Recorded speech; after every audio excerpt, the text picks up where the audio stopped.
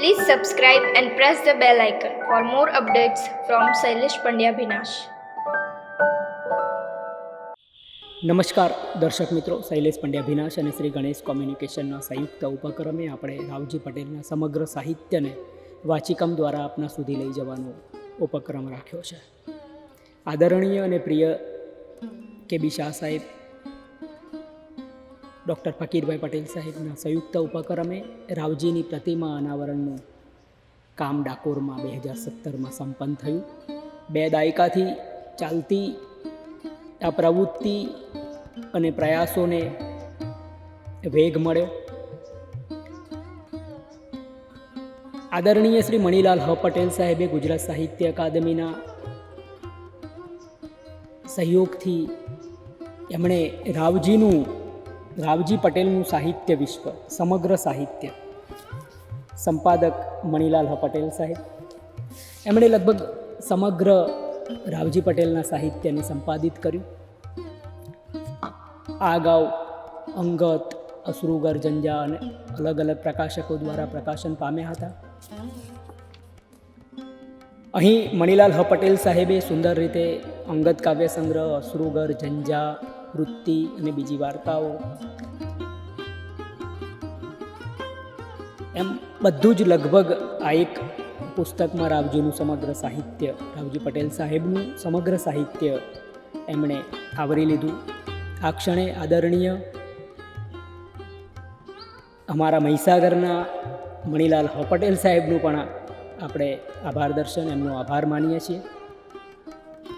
એમણે ખૂબ સરસ કામ કર્યું. એમનું સંપાદકનું નિવેદન અમારે સૌ પ્રથમ આપણે સંભળાવવું છે.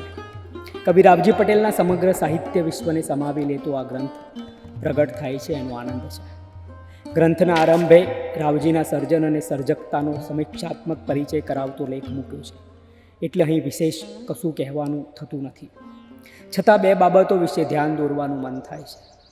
રાવજી ગુજરાતી વાચકો, ભાવકોને આજે પણ એટલો જ વહાલો છે. બધા એને એક વચનમાં જ સંબોધે છે. એની કવિતા અને નવલકથા છેક નવી પેઢીને પણ આકર્ષતી રહી છે.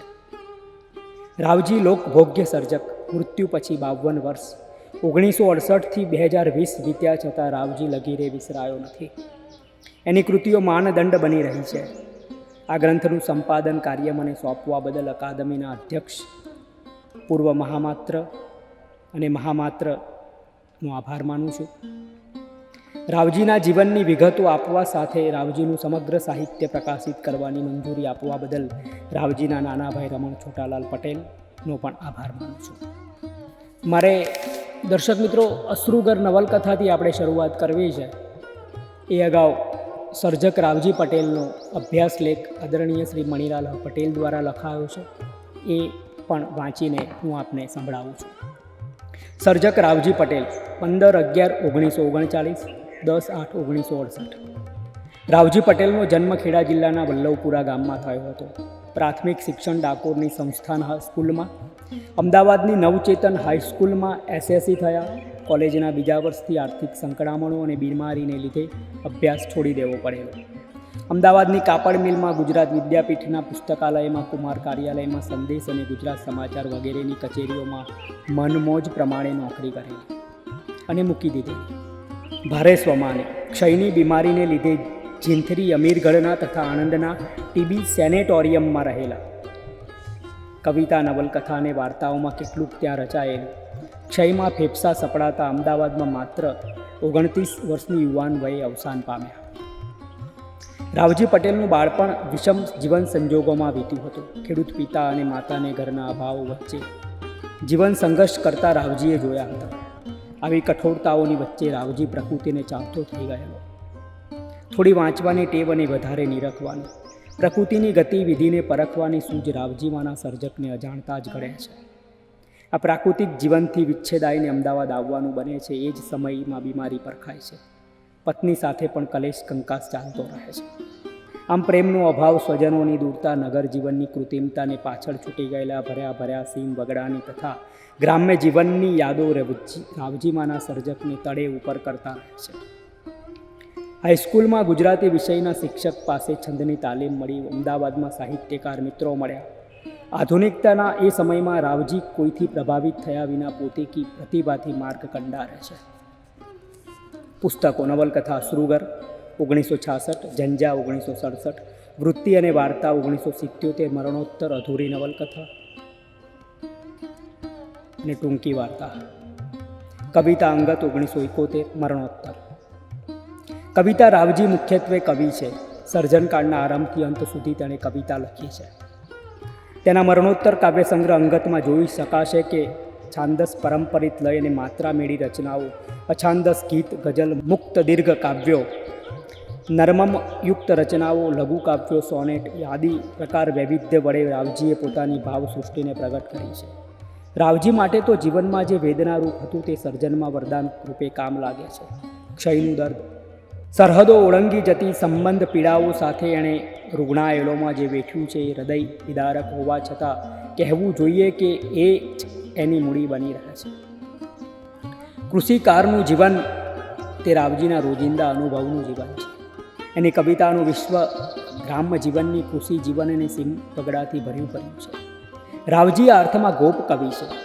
ગોપ જીવનને આલેખતી રાવજીની પ્રારંભિક રચનાઓ ગાંધી યુગના કવિઓની રીતિ ખાસ તો છંદોલયની અને રચનાની દ્રષ્ટિએ દાખવે છે. નગર જીવનના અનુભવે ગ્રામ પ્રકૃતિ વિચ્છેદના સંવેદનને વધારે મર્મગામી બનાવ્યું છે. અનેક સમકાલીનોને પ્રભાવિત કરનારી એમની કવિતામાં રંગદર્શી અને આધુનિક વલણોનો સહેજ વ્યાપાર જોવા મળે છે. અભાવો, જીવનની સંકળામણ, ગ્રામ્ય જીવન, સીમ ખેતરનું આકર્ષણ, શહેરનો વસવાટ ને એની કૃતજ્ઞતાઓ સાથેના અભાવો, મૃત્યુની અનુભૂતિ અને જીજીવિષા, વૃત્તિજન્ય આવેગો અને પ્રેમોષ્મા માટેનો જુરાપો રાવજીની કવિતાના નોખા અને નરવા વિશેષો છે. કલ્પન પ્રતીકોમાં કૃષિ જીવનનો અસબાબ મુકાતા એમની કવિતામાં તાજપને નવતાનો અનુભવ થાય છે. ઇન્દ્રિય રાગ છે એ જ પ્રમાણે ઇન્દ્રિય વ્યત્યયોની સહજ લીલા પણ એમના કાવ્યોમાં સંતપર્ક પાસું છે. છંદો ઉપર પકડ છે, પણ છંદોને પરંપરિત કરીને લઈને ઘૂંટવામાં કવિની ખૂબી છે. શબ્દોનો એણે બરાબર મહિમા કર્યો છે. શબ્દને માત્ર અર્થ નથી પણ એને નાદ અને લય પણ છે. એ પ્રમાણીને રાવજીએ કોઠા સૂઝથી શબ્દોને સંયોજ્યા છે ને એના કેટલાક સારા પરિણામો આવ્યા છે. 12 કવિતાઓ નામના ગુચ્છમાં કવિએ પ્રકૃતિ અને માનવ જીવનને સાથે મૂકીને પ્રકૃતિજન્ય સંવેદના અને વાચા આપી છે. અહીં કવિએ સીમ ખેતર કે ગામ ઘરના પરિસરમાંથી સહજ રીતે કલ્પનો રચી આપ્યા છે. કયા ભાવમાં હું કયું વૃક્ષ હતો એમ પૂછતો કવિ વર્તમાનની વિષમતાને આ રીતે મૂકે છે. કુંપણના કાન પાસે બેસીને સૂકા તળાવની તિરાડો જેવું ટટળે છે ક્યારની ટીટોળી. રાવજી સમગ્ર પ્રકૃતિ સાથે પોતાના અસ્તિત્વને ભેળવી દે છે. સહજ રીતે જેમ બને છે રોજિંદો જીવન અનુભવ, વેદના અને કોઈ પણ ચિત્ત સંચલન કવિ પ્રકૃતિના સાદૃશ્યોથી અભિવ્યક્તિ કરે છે. પ્રકૃતિ એના અસ્તિત્વનો અપરિહાર્ય અંશ છે, એટલે એ નિજી ભાવોને નિરાયાસપણે પોતીકી પ્રકૃતિથી આલેખે છે. ત્યારે વરસાદી રાતે ને હજીએ તે જેવી રચનાઓ મળે છે. જોઈએ ઈશાની પવન સમા છાપરાના નડિયાને ઊંચું નીચું કર્યા કરે, નડિયાની નીચે મારી ઊંઘ પણ પીંછા જેવી આગી પાછી થયા કરે. ઈશાની પવન મારા છાપરાના નડિયાને ઊંચું નીચું કર્યા કરે, નડિયાની નીચે મારી ઊંઘ પણ પીંછા જેવી આગી પાછી થયા કરે. ગ્રામ્ય જીવનનો ખાસ તો કૃષિકારનો જીવનનો સંપૂર્ણ અસબાબ કોઈ એક જ ગુજરાતી કવિની કવિતામાં આટલી નિસ્બત, તાજપ અને ભાવાર્થની સંકુલતા સાથે નથી પ્રગટ થયો. વરસાદી રાતનું બંધ આંખે જોવાતું અને અન્ય ઇન્દ્રિયોથી ઝીલાતું ચિત્ર ભાવ સંયોજનાની રીતે પણ અપૂર્વ છે. આસપાસના પરિવેશમાંથી અને પ્રકૃતિમાંથી રચાતા કલ્પનો કવિતાને વધુને વધુ ઇન્દ્રિય ભોગ્ય બનાવે છે. રાવજીની કવિતામાં સ્વાદેન્દ્રિય, ઘ્રાણેન્દ્રિય, શ્રવણેન્દ્રિય, દ્રશ્યેન્દ્રિય તથા સ્પર્શેન્દ્રિય લગતા કલ્પનો મળે છે. એમાં આસ્વાદ્ય ઇન્દ્રિય વ્યત્યયો પણ છે. રવાનુકારી ક્રિયાપદો, શબ્દો પ્રયોજીને પણ રાવજી કવિતાને વધારે સજીવ તથા ગતિશીલ બનાવે છે. અવકાશ, વિસ્તાર, ઉષ્ણતા, શીતળતા, ગતિશીલતા, દેહ જ્ઞાન આદિને સૂચવતા કલ્પનો પણ રાવજીની વિશેષતા છે. મારી આંખે કંકુના સૂરજ આથમ્યા, મારી વેલ શંગારો વીરા શગને શંકોરો, રે અજવાળા પહેરીને ઉભા શ્વાસ, મારી આંખે કંકુના સૂરજ આથમ્યા. આભાસી મૃત્યુનું ગીત. લગ્ન ગીતના લયમાં લખાયેલું મૃત્યુનું ગીત પોતે જ વિપર્યાસ છે. શ્વાસ અજવાળા પહેરીને અનંતની સફરે ઉપડી જવાના છે. એવી આ વેળામાં પણ હજી કામનાના હણહણતા અશ્વોની હિસાઓ સંભળાય છે. સજીવી હળવાશ સ્પર્શે છે. વાગે છે લીલપને ગળી જતી પીડપનું આક્રમણ છે ને એ જ ઘડીએ કોકના વેણ કોકના ઝાંઝર રોકી રહ્યા છે. જીવન મૃત્યુનો આ સંઘર્ષ અત્યંત નજાકત સભર તથા પ્રતિકાત્મક અભિવ્યક્તિ પામ્યો છે. કંકુના સૂરજ તે જિંદગીના સૌભાગ્યના દિવસોને સૂચવે છે, પણ હવે એવા દિવસો આથમી જશે. ગુજરાતીનું આ ઉત્તમ ગીત નાદ લય તથા ભાવ ભાષાની સંયોજનાથી પણ ઉત્કૃષ્ટ ઠરેલું છે. સંબંધ નામના દીર્ઘ કાવ્યમાં રાવજીએ જીવનની સામે પડેલા મૃત્યુને વણી લીધું છે. એમાં જીવનની આંટી ગોઠવીઓ, સમયના વારાફેરા, સંબંધોની પોકળતા, સ્નેહ ઝંખાની સામે અભાવો ઇત્યાદિ મૂકીને માનવ નિયતિનું સંકુલ ચિત્રણ કરવામાં આવેલું છે. આધુનિક સમયમાં થયેલો અસ્તિત્વ બોધ રાવજી અહીં મૂકી આપે છે. ઠાગા ઠૈયા અને સ્વર્ગસ્થ મુનશીલાલની યાદમાં રાવજીની આ બે વિશિષ્ટ રચનાઓ અત્યંત મહત્વની છે.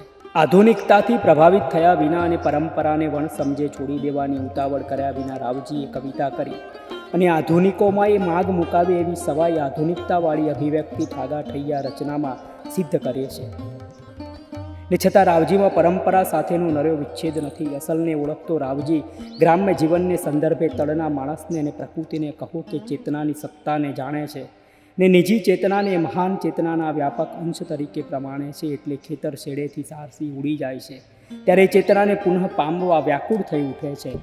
સંબંધ આદિ દીર્ઘ કાવ્યમાં પણ કવિ જળ એવી ખોખલી કે સંવેદનભક્ષી પરંપરાઓને છોડીને નિજત્વને સાચવવા કહે છે. ઠાગા ઠૈયામાં આવી સંઘર્ષ ભૂમિકા છે, પણ હંમેશા વિધેયાત્મક રહેતો રાવજીનો કવિસ્વર ઠાગા ઠૈયામાં નિષેધાત્મકતાને ગુંઠાતો પમાય છે. સ્વર્ગસ્થ મુનશીલાલની યાદમાં વિડંબન અને વ્યંગથી તથા વિવિધ લય સંયોજનાથી જુદું પડી આવતું વિરલ કાવ્ય છે. માણસના મરણ પછી એના ગુણગાન ગાતા મરસિયા રાજીયા ગુજરાતી લોક કવિતામાં છે. માણસના મરણ પછી લોકાચાર વેળાએ સ્ત્રીઓ આવા મરસિયા ગાય છે. એમાં રોવા કૂટવાના વિવિધ લય સાથે મરનારના અતિશયોક્તિભર્યા વખાણ કરવામાં આવે છે. રાવજીએ મુનશીલાલ નામનો દંભી જુઠ્ઠો લબાડ આ ગામ આગેવાન લીધો છે, જે અનેક નેતાઓનો પણ પ્રતિનિધિ છે. એનો મરસ્યો રસ્તા કવિએ વ્યંગ કટાક્ષ કર્યા છે અને ભારોભાર વિડંબના પણ રચના દ્વારા ઉપસાવી છે. આપણે ત્યાં સામાજિક, ધાર્મિક અને રાજકીય ક્ષેત્રે આવા દંભીઓ છે. રાવજીએ મુનશીલાલના ચરિત્ર દ્વારા તીખા ખારીલા કટાક્ષો કર્યા છે. આવા નકામાઓની સત્તા તથા લોલુપતાની મજાક કરવામાં રાવજીની કવિત્વ શક્તિનો જુદો જ પરિચય મળે છે.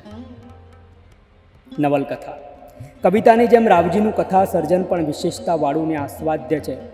ઉર્મી સંવેદન, વસ્તુ સંકલના તથા ભાષા આલેખનની દ્રષ્ટિએ અશ્રુગર મૂલ્યવાન નવલ તરીકે સાઠોત્તરી ગુજરાતી નવલકથાઓમાં ખાસ સ્થાન ધરાવે છે. જંજા પણ સંવેદન અને ડાયરી શૈલીના નિરૂપણને લીધે ધ્યાનપાત્ર બનેલી નવલકથા છે. રાવજીની કથાઓ ઉર્મી પ્રધાન છે. અશ્રુગરને તો યોગ્ય રીતે જ લિરિકલ નોવેલ ઉર્મી કથા ગણાવાય છે. જંજામાં સંવેદન વ્યાપાર તથા જીવન વ્યાપાર વણાયેલો છે, પણ બંનેનું કાઠું તો સંવેદન કથાનું છે. બંનેની ભાષા કાવ્યાત્મકતા ધારે છે. કલ્પના આદિનો વિનિયોગ કથાના આંતરબંધારણને સૂક્ષ્મ અને પ્રભાવક બનાવે છે. અહીં કથા વસ્તુ ખાસ નવું નથી, પણ માવજત રજૂઆત નિરૂપણમાં નાવીન્ય છે અને ભાષા અભિવ્યક્તિ તાજગી સભર છે. અશ્રુગરમાં સેનેટોરિયમમાં ક્ષયગ્રસ્ત નાયક સત્ય છે. એના અભાવોની, રોગની અને જીવન સંવેદનાની આ કથામાં નાયકને લલિતા અને સૂર્યા જેવી બે નારીઓની વચ્ચે દર્શાવીને સંઘર્ષમાં તીવ્રતા અને ઊંડાણ લવાયા છે. અશ્રુગર કલ્પન શ્રેણીઓની ઉપકારકતા અને કાવ્યપરક ભાષા ભાત સાથે આલેખનની ચુસ્તી માટે જાણીતી છે. કવિની નવલકથામાં અભિવ્યક્તિ કેટલી વિશિષ્ટ હોઈ શકે તેનું આ ઉદાહરણ છે. આણંદ પાસેના ક્ષય નિવારણ કેન્દ્ર સેનિટોરિયમમાં રાવજી ક્ષયના ઈલાજ માટે રહ્યો હતો. એ ગાળામાં નવલકથા સર્જાઈ હતી. આ ઉલ્લેખ એટલા માટે જરૂરી છે કે અશ્રુગરનો નાયક સત્ય પણ ક્ષયનો દર્દી છે અને આણંદ પાસેના સેનેટોરિયમમાં ઈલાજ અર્થે રહેલો છે. સત્યની રુગ્ણાવસ્થા, અભાવો ભરી દુનિયા તથા પ્રબળ જીજીવિષા ખરેખર તો રાવજીની જ જીવન સૃષ્ટિ છે. સર્જક હૃદયના અનુભવોનું પ્રામાણિક અને હૃદય આલેખન અશ્રુગરને વિશિષ્ટ સ્તરની કૃતિ ઠેરવે છે. કૃતિમાં વર્ણવાતા વાસ્તવ જગતને રાવજીએ બળવાન ઇમેજરી કલ્પનાવલીઓથી તીરોભૂત કરી દીધું છે. કલ્પનોના એકમો એકબીજા સાથે સંદર્ભાય છે અને પરિસ્થિતિ કે વેદનાને વધારે સ્પષ્ટ કરી આપે છે. સૂક્ષ્મને સંકેતવામાં અલ્પનોનો ઉપયોગ થયો છે. આમ અહીં કાવ્ય સ્પર્શ કે કવિતામય ભાષા વાયવ્ય કે હવાઈ ન બનતા નિરૂપણ રીતિનો અકાટ્ય ભાગ બને છે, એક વિશેષ બની રહે છે. સત્યના જીવનની નકરી વેદનાનું રૂપાંતર આવી ભાષા રીતિ વિના અશક્ય બની રહે. એક પછી એક આવતા કલ્પનો કૃતિમાં એકમો રચે છે. આ એકમો પેલી કલ્પનાવલીઓથી મંડિત હોવાથી રાવજીના સર્જક ઉન્મેષોના પરિચાયક બની રહે છે. અનેક ચિત્રાવલીઓ અને કલ્પન શ્રેણીઓ આ કૃતિને ચીલાચાલુ નવલકથાથી ખાસ્સી દૂર લઈ જઈને ઊભી રાખે છે. જેમ કે થાળીઓ ખખડી, વોર્ડ ભૂખ્યો થઈ ગયો હતો. એમની થાળીઓના સળગતા લાલ ટપકા હલનચલન કરતા હતા. પાછું પાતળું અંધારું સત્ય પર ઓઢાડી એ નર્સ રૂમમાં સુવા જતી હતી. બળદની ખરીઓ જેવું અંધારું, એમાં લોહીની ઉલટી જેવી શિયાળવાની લાડી હતી. પરસેવાથી એનું કાળું શરીર સીસમના કાષ્ઠ જેવું લાગતું હતું. અશ્રુગણની લાઘવપૂર્ણ અને સંવેદનગન સૃષ્ટિનો પરિચય કરાવનારા ઉક્ત કલ્પનો રાવજીના ગદ્ય કર્મનાય નમૂનાય છે. નવલકથામાં એક કાવ્યાત્મક ગદ્ય સંવેદનને સ્પર્શ્ય બનાવવા સારું કામ લાગે છે. વ્યક્તિ જીવનની ઉર્મિગત અને સંબંધગત કરુણતાને નિરૂપતી અશ્રુગર નવલકથામાં રાવજી રચનાનું સૌંદર્ય અને અનુભવ તથા શબ્દ બંનેનું બળ પ્રગટાવે છે. જંજા ડાયરી શૈલીના ઢાંચામાં લખાયેલી નવલકથા છે. જંજાનો નાયક પૃથ્વી ઘર છોડે છે. અલબત્ત એ સુખથી થાકીને દુઃખની શોધમાં અને સંબંધોના બંધન વગરના વિશ્વમાં જીવવા ચાહે છે.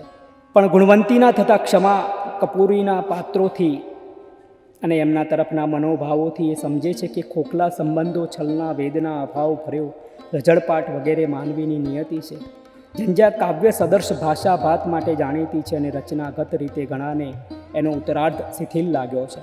પૃથ્વી સંતોષ છોડે છે ને એક જુદું રજળપાટ ભર્યું જીવીને પાછો સંતોષમાં આવે છે. એ બે વચ્ચેના ગાળાની આ કથા છે. સર્જક રાવજી પટેલનો જીવન અનુભવ મુખ્યત્વે વિચ્છેદ દાવાનો રહ્યો છે. એની ઝંખા પણ સાચુકલા એવા જીવન સંવાદની રહેલી. અશ્રુગરનો સત્ય પણ આ જ ભૂમિકાએ સંબંધોને ભરપૂર જીવવા ચાહે છે, પણ મળે છે અભાવો કે છલના. પૃથ્વી પણ સંબંધાવા ચાહે છે. કૃત્રિમ કે ખોખલા સંબંધોથી થાકેલું રજળપાટ દરમિયાન નવા સંબંધો પામે છે. ખરો પણ ગુણવત્તીના ચરિત્ર દ્વારા એને ખ્યાલ આવે છે કે દરેક સંબંધ છેવટે તો પીડાનું કારણ છે. સંબંધો વિના માણસથી જીવાતું નથી અને સંબંધો વેદના આપ્યા વિના રહેતા નથી. આવા કઠોર જીવન સત્યને જંજામાં વ્યંજિત કરી શકાયું છે. વૃત્તિ અને વાર્તામાં રાવજીની અધૂરી રહી ગયેલી નવલકથા વૃત્તિ છે અને એની 20 વાર્તાઓમાંથી પસંદ કરેલી 11 ટૂંકી વાર્તાઓ છે. વૃત્તિનો આરંભ પ્રભાવક છે. મનોરને મોટી મધરાતે બીજા વાસમાં બકરું ચોરવા જાય છે. મનોહર સોલંકીનું મનોમંથન અહીં જ અર્થવત્તા ધારે છે. અગાઉની કથાઓ કરતાં અહીં પાત્ર ચિત્રણ વધારે વાસ્તવિક બન્યું છે. વળી વ્યાપ અને ઊંડાણ બે ધરાવે છે. ગૌણ પાત્રોના આંતરમનને એ પકડે છે. નાની નાની ઘટનાઓ વડે જીવનની સંકુલતા વણાતી જ આવે છે. જે ગ્રંથસ્થ થઈ છે એ વાર્તાઓમાં પણ કેટલીક મર્યાદાઓ છે, છતાં પ્રત્યેક વાર્તામાં સર્જક રાવજીનો કોઈને કોઈ વિશેષ વર્તાયા વિના નથી રહેતો. સગી, સૈનિકના બાળકો, ચંપી, રેશા વગેરે વાર્તાઓમાં રાવજીએ સમૃદ્ધ કથન પરંપરાનો લાભ લીધો છે. તો વળી એક ઘડીના 75મા ભાગનો ઉન્માદ, કીડી, કેમેરા અને નાયક, છબીલ કાકાનો બીજો પગ તથા અમસ્તી અમસ્તી રેલગાડીઓ અને ખાલી ખમ ગજવા જેવી વાર્તાઓમાં એની સમકાલીન પ્રયોગશીલતાને રાવજીએ નિજી રીતે ભાતે લેખે લગાડી છે. સેનેટોરિયમના પરિવેશમાં રચાતી સગી વાર્તા કથન અને ભાષા અભિવ્યક્તિની રીતે વિલક્ષણ છે. રાવજી એકાદ બે એકાંકી નાટક લખવાનો અધકચરો પ્રયાસ કરેલો. મુકુંદ પરીખ સાથે મળીને શબ્દ નામે સામયિકના થોડા અંકો કાઢેલા. સર્જક મિત્રોના સાથેનો એનો પત્રાચાર મજાનો છે. રાવજીએ લખેલા એ પત્રો એનો સર્જક સ્વભાવ, જીવન અને સાહિત્ય વિશેના નિજી ખ્યાલો પણ પરખાય છે. મણીલાલ પટેલ, સહજ બંગલો, શાસ્ત્રી માર્ગ, શાંતિબા બગીચા પાસે, વલ્લભ વિદ્યાનગર. દર્શક મિત્રો, આ આદરણીય મણીલાલ પટેલ સાહેબે રાવજી પટેલનું સાહિત્ય વિશ્વ, સમગ્ર સાહિત્યનું જે સંપાદન કર્યું છે ગુજરાત સાહિત્ય અકાદમીના માધ્યમથી, એમાં એમણે અભ્યાસ લેખ પ્રસ્તાવનાના સ્વરૂપે મૂક્યો છે. હવે આપણે અશ્રુગર તરફ જવું છે. જય કવિતા.